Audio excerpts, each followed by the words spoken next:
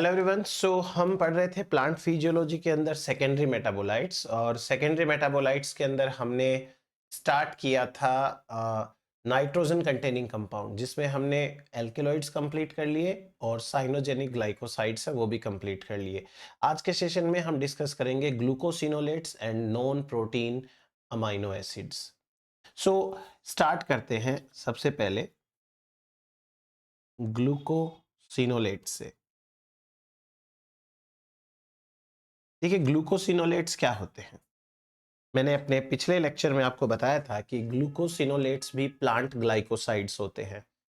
Plant glycosides दो class में divided है, एक तो है साइनोजेनिक ग्लाइकोसाइड्स और दूसरा है ग्लूकोसिनोलेट्स। फर्स्ट ऑफ ऑल बात करेंगे इन ग्लूकोसिनोलेट्स के बारे में। मैं आपके सामने एक स्ट्रक्चर ड्रॉ करता हूं, उसमें काफी सारी चीजें यहां समझ में आएगी।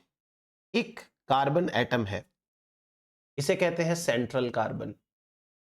इस कार्बन एटम के साथ में एक कोई ग्रुप जुड़ा हुआ रहेगा, दूसरा, इसको अपन एक बार छोड़ते हैं। इस कार्बन एटम के साथ में एक सल्फर जुड़ा हुआ रहेगा। सल्फर के साथ में ऑलवेज ग्लूकोज ही होगा, यहां हमेशा ग्लूकोज रहेगा। फिर इस कार्बन के साथ में नाइट्रोजन जुड़ा हुआ है और नाइट्रोजन के साथ एक ग्रुप है, इस ग्रुप का नाम है ऑक्साइम ग्रुप, और ये एक स्ट्रक्चर बन गई हमारे पास में ग्लूकोसिनोलेट की। ये ग्लूकोसिनोलेट है। अब इस स्ट्रक्चर से हमें क्या क्या चीजें पहले समझनी है वो बात करते हैं। ग्लूकोज और सल्फर के बीच में ये जो बॉन्ड है, यानी कि शुगर एंड सल्फर के बीच का बॉन्ड, इसे कहते हैं थायो ग्लाइकोसिडिक बॉन्ड। अगर ये नॉर्मल ऑक्सीजन के साथ में होता तो इसको हम कहते हैं ग्लाइकोसिडिक बॉन्ड, बट ये थायोग्लाइकोसिडिक बॉन्ड होता है। एक चीज तो ये क्लियर हुई आपको। दूसरी बात करते हैं, यहां ये जो ग्रुप है नाइट्रोजन से जुड़ा हुआ, इसे कहते हैं ऑक्साइम ग्रुप। Oxime group. ये जो कार्बन है इसे कहते हैं सेंट्रल कार्बन। Central carbon. तो ये इस ग्लूकोसिनोलेट के अंदर कुछ स्पेशल स्ट्रक्चर्स हैं, उनका हमें ध्यान रखना है। फिर उसके बाद में हमें यहां पर यह भी दिखाई दे रहा होगा कि एक नेगेटिव चार्ज है। नेगेटिव चार्ज, तो एन आयन हो गया ये एक। अब अपन बात करते हैं ग्लूकोसिनोलेट के बारे में कि क्या होते हैं ये। एग्जाम के अंदर ये लाइन आ चुकी है जो मैं अभी बोलने वाला हूं। ग्लूकोसिनोलेट्स आर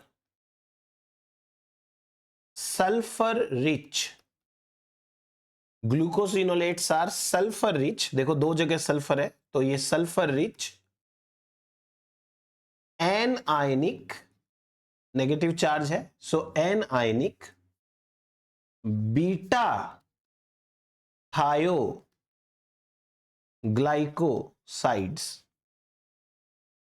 नॉर्मल ग्लाइकोसाइड्स तो है ये, बट ये थायोग्लाइकोसाइड्स है क्योंकि इनके पास में सल्फर है।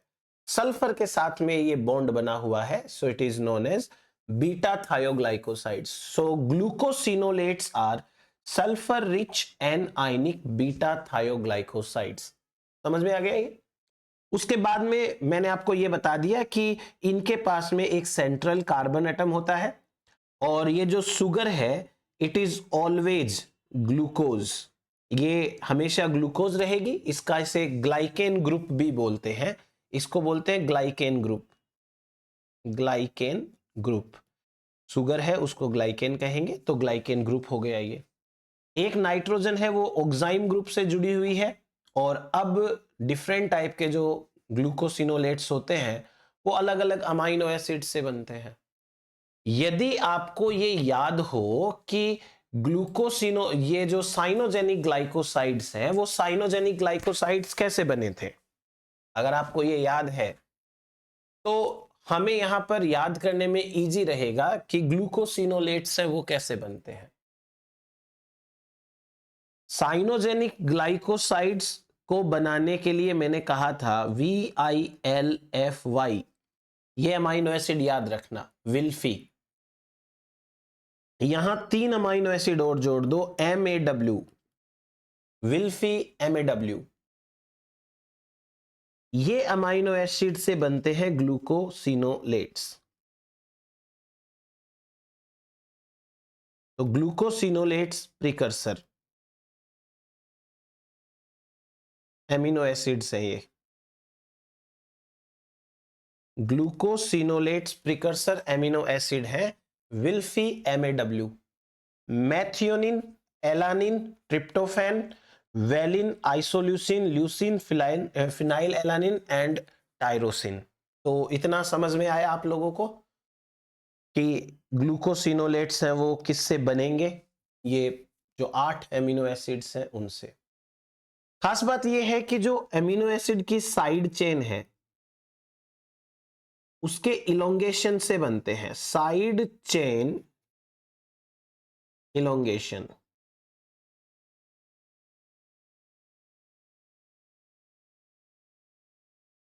साइड चेन इलोंगेशन से बनते हैं ये अमीनो एसिड्स, सॉरी ग्लूकोसिनोलेट्स। एक लाइन लिख लीजिए, दे आर सिंथेसाइज्ड बाय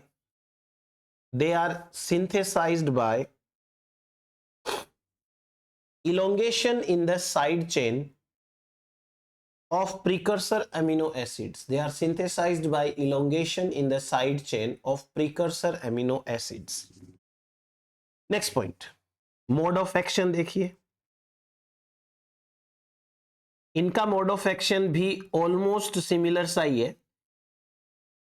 कि ये ग्लूकोसिनोलेट है कोई, और इस ग्लूकोसिनोलेट के ऊपर अब एक एंजाइम काम करेगा। उस एंजाइम का नाम है माइरोजिनेज एंजाइम।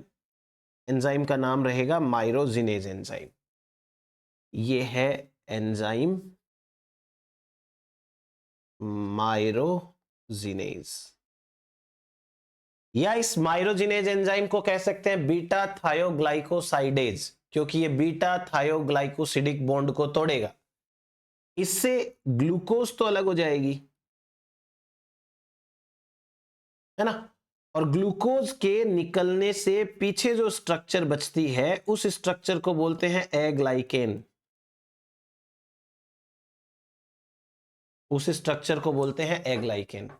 ये एग्लाइकेन है। बिना शुगर के एग्लाइकेन होता है। अब किसी एंजाइम की जरूरत नहीं है, स्पॉन्टेनियस रिएक्शन चलती है, एक स्पॉन्टेनियस रिएक्शन।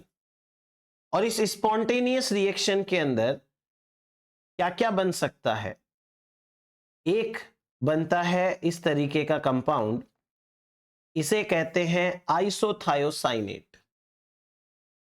आइसोथायोसाइनेट एक चीज। दूसरा एक ऐसा कंपाउंड बन सकता है RCNN नाइट्राइल, इसे कहते हैं नाइट्राइल, ये बन सकता है। फिर इसके बाद में एक बन सकता है और कंपाउंड जिसका नाम है एपिथायोनाइट्राइल। एपिथायोनाइट्राइल, और ये सारे टॉक्सिक होंगे हर्बीवोर्स के लिए, हमारे लिए भी होंगे।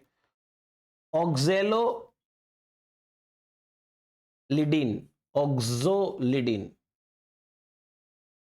2 थायोन्स, ऑक्सोलिडिन 2 थायोन, ये बनेगा। और देखिए एक और बनता है थायोसाइनेट, एक और लिख लीजिए, थायोसाइनेट। तो ये हो गए जो बन सकते हैं सारे के सारे। अब जैसे हमने ग्लूकोसिनोलेट्स के अंदर बात करी थी, सेम टू सेम यहां पर भी बात करनी है। प्लांट की बॉडी में खुद में ही ये ग्लूकोसिनोलेट्स क्यों नहीं टूटते? साइनोजेनिक ग्लाइकोसाइड्स के बारे में बात करी थी, वैसे ही यहां पर एक तो है ग्लूकोसिनोलेट, और एक है माइरोजिनेज एंजाइम, माइरोजिनेज एंजाइम, माइरोजिनेज एंजाइम। तो होता क्या है कि ग्लूकोसिनोलेट बॉडी के अंदर साइट 1 में स्टोर रहता है और माइरोजिनेज है वो साइट 2 में स्टोर रहता है। एक साथ इन्हें प्लांट स्टोर ही नहीं करता, और जब एक साथ प्लांट स्टोर नहीं करेगा तो फिर ये प्लांट की बॉडी में टूटते भी नहीं है, तो प्लांट की बॉडी में इजीली ये रह लेते हैं। चलिए अब एक काम करिए, लिखिए लिखिए to prevent the damage, to prevent the damage to the plant, myrogenase enzyme and glucosinolates are stored in separate subcellular compartments and only come together when cells are damaged by herbivores, when cells are damaged by herbivores. तो कोई herbivore जब cell को damage करेगा ना तभी ये एक साथ आएंगे। ठीक है, ये हो गया। अब उसके बाद में ये जो ग्लूकोसिनोलेट्स है, ग्लूकोसिनोलेट्स, इनके जो ब्रेकडाउन प्रोडक्ट्स है, ग्लूकोसिनोलेट्स का ब्रेकडाउन हुआ और इससे कुछ प्रोडक्ट्स बने। अभी अपन ने कितने सारे नाम लिखे थे ना, आइसोनाइट्राइल और वो सब, थायोनाइट्राइल, आइसोसाइन, थायो आइसोसाइनेट, वो इन प्रोडक्ट्स को कहते हैं मस्टर्ड ऑयल बॉम्ब। इन्हें कहते हैं मस्टर्ड ऑयल बॉम्ब, इनका नाम है। क्लियर है ये चीज? सो ये हो गया हमारे पास में। अब और एक खास बात, इनकी खास बात क्या है, ग्लूकोसिनोलेट सारे प्लांट्स के अंदर नहीं पाए जाते। ग्लूकोसिनोलेट्स स्पेशली ब्रेसिकेसी फैमिली के ब्रेसिकेसेल्स नाम का जो ऑर्डर है उसी में रेस्ट्रिक्टेड है। लिखिए, they are largely restricted, they are largely restricted to Brassicales order, ब्रेसिकेल्स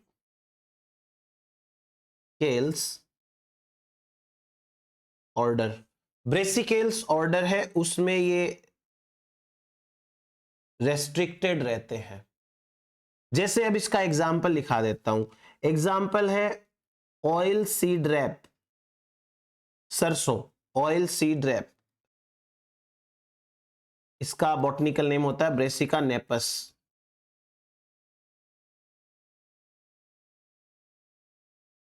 Brassica napus.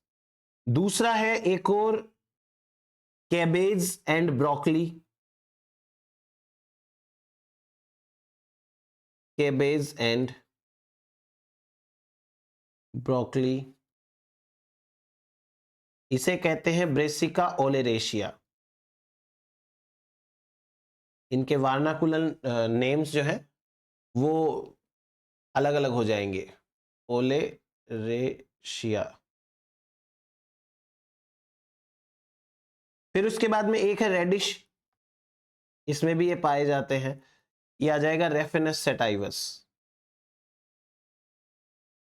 Raphanus sativus.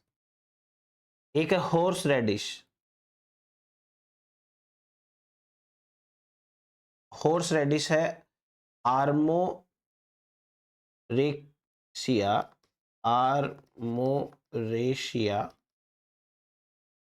रस्टिकाना। ये इनके बॉटनिकल नेम्स हैं, आप याद रखो तो ठीक है। और एक एराबिडोप्सिस और याद रखना है, एराबिडोप्सिस हेलियाना। तो ये हो गया हमारे पास में इसके बारे में सिंपल सिंपल। तो ग्लूकोसिनोलेट्स के बारे में ये रहा। अब जिस तरीके से हमने साइनोजेनिक ग्लाइकोसाइड्स के बारे में बात करी थी कि कई सारे ऐसे भी ऑर्गेनिजम्स होते हैं जो साइनोजेनिक ग्लाइकोसाइड्स को खा लेते हैं, उनको कुछ नहीं होता। क्यों? क्योंकि वो को इवोल्ड है, दे आर को इवोल्ड। तो ऐसे में हमारे पास में एक और एग्जाम्पल आता है यहां पर, एक बटरफ्लाई है जिसका नाम है कैबेज बटरफ्लाई। इसका तो नाम में ही कैबेज है, तो कैबेज को खाती होगी ये, और कैबेज के अंदर ग्लूकोसिनोलेट है, वो इसे डैमेज नहीं पहुंचाता। तो आप इसके लिए लिख लो, सिंपल सी बात है ये, तो लिखो cabbage butterfly is adapted to feed on, is adapted to feed on glucosinolate rich plants, glucosinolate rich plant. तो ये ग्लूकोसिनोलेट रिच प्लांट के ऊपर आसानी से फीड कर लेती है, इसको कुछ नहीं होता। ये हुआ हमारे पास में रिगार्डिंग ग्लूकोसिनोलेट। अब हम बात करते हैं नेक्स्ट टॉपिक की, वो है non protein amino acid. Non protein amino acid किसे कहते हैं? पहले ये समझिए अमाइनो एसिड किसे कहते हैं। ऐसा कोई भी कंपाउंड जिसके पास में oxalic group and ammonium group होगा उसे हम कह देंगे अमाइनो एसिड। पहली बात तो ये है, अमाइनो एसिड का मतलब ये नहीं है कि वो मॉलिक्यूल्स जो कि प्रोटीन सिंथेसिस में पार्टिसिपेट करते हैं। अमाइनो एसिड का मतलब है जिसके पास अमीनो ग्रुप है और ऑक्जेलिक ग्रुप है, these are known as amino acids. हमारे सेल के अंदर अराउंड 300 टाइप्स के अमाइनो एसिड्स होते हैं। इनमें से जो 20 अमाइनो एसिड्स है बेसिक, और कभी कभी बोल देते हैं 22, ये अमाइनो एसिड यूज होते हैं प्रोटीन सिंथेसिस में। इनको हम कहते हैं रेगुलर अमाइनो एसिड्स। ये होते हैं रेगुलर अमाइनो एसिड्स। और जो बाकी है इनका प्रोटीन सिंथेसिस में कोई रोल नहीं है, तो इनको हम कहते हैं नॉन प्रोटीन और non regular amino acids, non protein amino acids. ठीक है, तो एक तो ये चीज आप लिख लीजिए क्या होता है, लिखिए the amino acids which are not incorporated into the proteins and present in free form,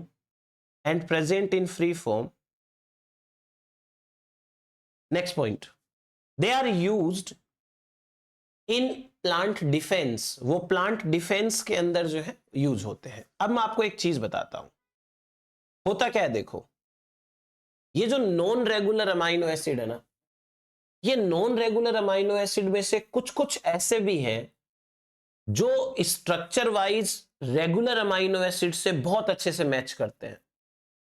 जैसे एंजाइम्स में कॉम्पिटिटिव इनहिबिटर होता है ना, वो सबस्ट्रेट के जैसा का जैसा होता है, तो कभी कभी एंजाइम में वो जाके बाइंड हो जाता है तो एंजाइम काम नहीं करता।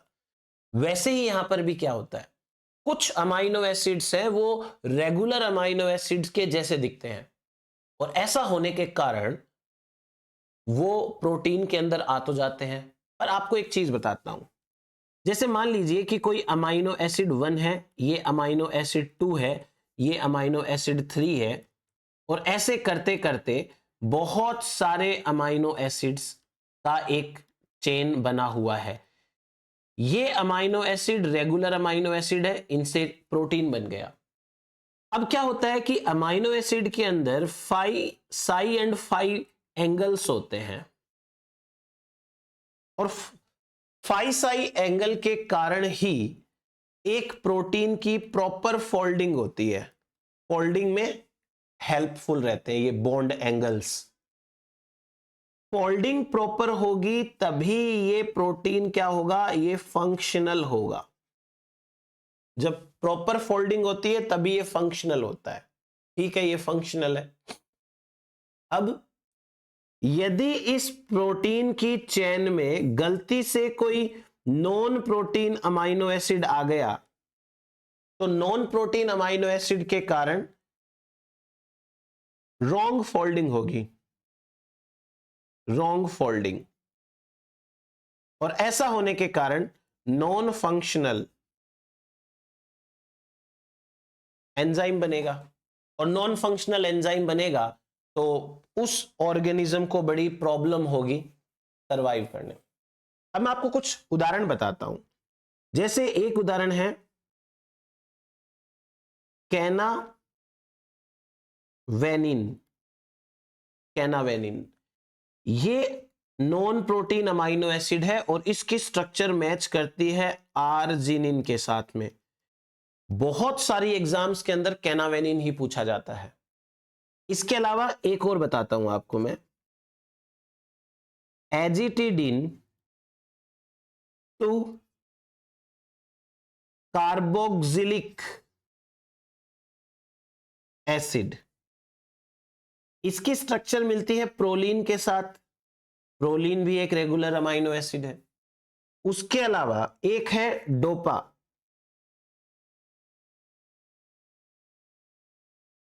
इसकी स्ट्रक्चर मैच करती है फिनाइल एलानिन के साथ में। डोपामीन सुना है ना, फिनाइल एलानिन के पाथवे में ही बनता है ये। एक है माइमोसिन, इसकी स्ट्रक्चर मैच करती है टायरोसिन के साथ में। एक होता है 5 हाइड्रोक्सी एल ट्रिप्टोफैन, जिसकी स्ट्रक्चर ट्रिप्टोफैन से मैच करती है। ये याद रख लेना, कई एग्जाम्स में काम आएंगे आपको। तो अब होगा क्या यहां पे कि जैसे कोई नॉन प्रोटीन अमाइनो एसिड है, ये इधर की साइड में जो लिखे हैं वो नॉन प्रोटीन अमाइनो एसिड है। अगर इनकी कॉन्सेंट्रेशन ज्यादा बढ़ गई हमारी बॉडी के अंदर, तो हमारा जो ट्रांसलेशन मशीनरी है, टीआरएनए सिंथेटेज नाम का एंजाइम, बेचारा वो कंफ्यूज हो जाता है। वो फिर आर्जिनिन की जगह कैनावेनिन को लेना चालू कर देता है, प्रोलीन की जगह एजिटिडिन 2 कार्बोक्सिलिक एसिड को लेना चालू कर देता है। अब एक बहुत इंटरेस्टिंग चीज बताऊं आपको मैं, समझिएगा। ये सारे के सारे amino acids, non protein amino acid, plant में भी तो प्रेजेंट है ना। फिर ये प्लांट के प्रोटीन में गलती से क्यों नहीं जाते? प्लांट के प्रोटीन में ये गलती से इसलिए नहीं जाते हैं क्योंकि प्लांट के प्रोटीन में जो प्रोटीन सिंथेसिस मशीनरी है, टीआरएनए सिंथेटेज, प्लांट का टीआरएनए सिंथेटेज, ये एंजाइम बहुत ज्यादा समझदार एंजाइम है। ये एंजाइम पहचान लेगा कि कौन सा अमीनो एसिड नॉर्मल है और कौन सा वाला है वो एबनॉर्मल है। मतलब कौन सा अमीनो एसिड रेगुलर है, कौन सा इरेगुलर है। अगर इस टीआरएनए सिंथेटेज प्लांट वाले के सामने कैनावेनिन और आर्जिनिन दोनों हो तो वो आर्जिनिन को पिक करेगा। हमारे वाले टीआरएनए सिंथेटेज को थोड़े समय के बाद कंफ्यूजन होना चालू हो जाता है, वो फिर कैनावेनिन को लेना चालू कर देगा। इसीलिए प्लांट्स के अंदर कभी भी कंफ्यूजन नहीं होता। ये चीज को आप मेंशन कर लीजिए, लिखिए। The plants which synthesize such non-protein amino acids, the plant which synthesize such non-protein amino acids have special tRNA synthetase that can discriminate